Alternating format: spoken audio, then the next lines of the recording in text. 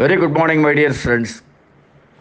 நான் டிசிடபிள்யூவில் liaison work பார்க்கும்பொழுது அடிக்கடி வெளியில் போக வேண்டியிருக்கும். கலெக்ட்ரேட்டு, ட்வாட் போர்டு, பிடபிள்யூடி இப்படி போக வேண்டியிருக்கும். ஒரு தடவை தூத்துக்குடியில் கலெக்ட்ரேட் போயிட்டு அங்கேருந்து பஸ் ஏறி திருநெல்வேலி போகிறேன். நான் எப்போவுமே இந்த டிரைவர் சீட்டுக்கு பக்கத்தில் ஒரு சீட்டு காலியாக இருந்தால் அங்கே உட்காந்துக்குவேன். அந்த கண்ணாடி வழியாக பார்த்துட்டே போகிறது, இந்த டிரைவர் எப்படி ஓட்டுறாரு, இதெல்லாம் ரொம்ப அம்யூசிங்காக இருக்கும் எனக்கு. அப்போ 4-வே லேன் வந்து போட்ட நேரம் பஸ்ஸு காரெல்லாம் பறந்துட்டு இருந்தது ரோட்டில். அப்போது அந்த டிரைவர் வந்து கொஞ்சம் ஸ்மார்ட்டாக இருந்தார். ஒரு 35-40 வயசுக்குள்ளே தான் இருக்கும் அவருக்கு. நல்ல ஜாமுன்னு ஓட்டினார். நான் அவர்கிட்ட பேச்சு கொடுத்தேன், பேசிகிட்டே வந்தோம். பின்னால் ஒரு ஜீப்பு, நான் அந்த கண்ணாடியில் பார்த்தா தெரியுது, ஹார்ன் அடிச்சிட்டே வந்தாங்க. ஒரு கவர்மெண்ட் ஜீப்புன்னு பார்த்தா தெரியுது. இவர் வழியே விடலை. இவரும் ஏறி மிதிக்கிறாரு, வேகமாக போகிறாரு. நான் சொன்னேன், அது விடுங்களேன், அவங்க கவர்மெண்ட் ஜீப் மாதிரி தெரியுதுன்னு. இருக்கட்டும் சார், நானும் கவர்மெண்ட் தானே, அது என்ன அப்படி போட்டு ஒரேடி நம்மளை டார்ச்சர் பண்ணுறது, வரட்டும் பின்னால் வா அப்படின்னு சொன்னார்.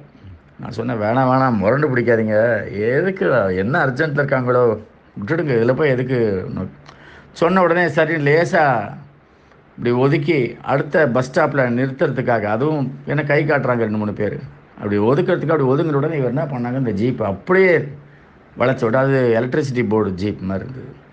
சடக்கு இந்த பக்கம் வந்து அது ஒரு இதை பஸ்ஸை ஸ்டாப் பண்ணிட்டார். அந்த பஸ் ஸ்டாப்புக்கு போகிறதுக்கு முன்னாடி இவர் சடன் பிரேக் போட்டு நிறுத்திட்டு வெளியில் தலையை எட்டி பார்த்தோன்னே அது ஒரு ஆஃபீஸர் காலை அப்படி ஒரு காலை வெளியிலையும் ஒரு காலையை உள்ளேயும் வச்சுட்டு அந்த மேலே இருக்கிற அந்த வாரை பிடிச்சிட்டு கண்ணாமுன்னான்னு இங்கிலீஷு தமிழில் போட்டு கற்றுன்னு கற்றுனார். என்ன நினச்சிட்டு இருக்க, பிளட்டி ஃபெல்லோ, மேலே இடத்துல ரிப்போர்ட் பண்ணிவிடுவேன், வேலை போய்டும் உனக்கு, அப்படி இப்படிலாம் கற்றுனார். உடனே இவர் பதிலுக்கு இது பண்ணார். நான் கையை அப்படி வச்சேன், வெயிட் பண்ணுங்கள். அவர் கத்திட்டு வண்டி எடுத்துகிட்டு போயிட்டார். இவருக்கு பொறுக்கவே முடியல, யங்ஸ்டர் இல்லையா, என்ன சார் எப்படி சார் இப்படி கத்தலாம், என்ன பார்த்து என்னெல்லாம் வார்த்தை பேசினார் சார் அவர், இல்லை இங்கிலீஷ் வேறு, அப்படி இப்படின்னு கத்திட்டு இருந்தார். நான் சொன்னேன், இப்போது கொஞ்சம் ரிலாக்ஸ் பண்ணுங்கள், எல்லாம் வாழ்க்கை சாலையில் வந்து நம்ம யார் மேலே மிஸ்டேக்குன்னு பார்க்க முடியாது, யாருடைய வாழ்க்கைன்னு பார்க்கணும். It is not whose mistake on road, it is whose life on road. போயிட்டு போகிறாரு, விடுங்க, நீங்கள் அப்போவே விட்டுருந்தா இந்த மாதிரி ஒரு ரப்சர் வந்திருக்காது, உங்களுக்கு மனசு பாதிக்கப்பட்டிருக்காது.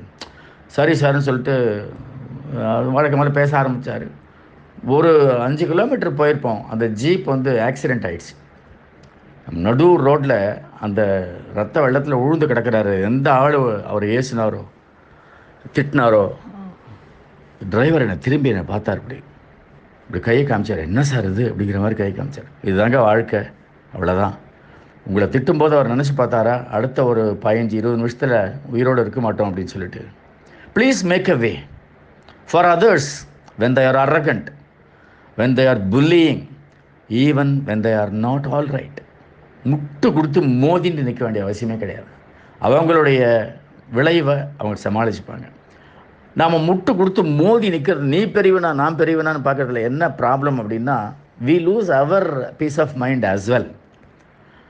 அவங்களுடைய ரிலேஷன்ஷிப் கெட்டு போகிறது அது வேறு, பட் நம்மளுடைய நிம்மதி போயிடும், நம்மளுடைய அந்த ஒரு ஸ்மூத்னஸ் ஆஃப் லைஃப் போயிடும். ஸோ மேக் அ வே அப்படிங்கிறது வந்து ஏதோ ஒரு அறிஞர், எனக்கு ஞாபகம் இல்லை, ஒற்றையடி பாதையில் வரும்போது முட்டாள்களுக்கு நான் வழி விடுறதில்லை அப்படின்னாராம். உடனே அவர் நான் வழி விடுவேன் அப்படின்னாராம். அது வந்து ரொம்ப பிடிச்சிருந்தது எனக்கு. அதில் முட்டாள்களுக்கு நம்ம வழி விட்டுடணும், ஆத்திரக்காரர்களுக்கு நம்ம வழி விட்டுடணும், அவசரக்காரர்களுக்கு நம்ம வழி விட்டுடணும், முரண்டு பிடிக்கிறவங்களுக்கு நம்ம வழி விட்டுடணும். அந்த மேக் அ வே அப்படிங்கிறத ஒரு தாரக மந்திரமாக நம்ம வச்சுட்டா, life will be very very very very peaceful, very happy, and peace of mind is ensured. All the best my dear friends.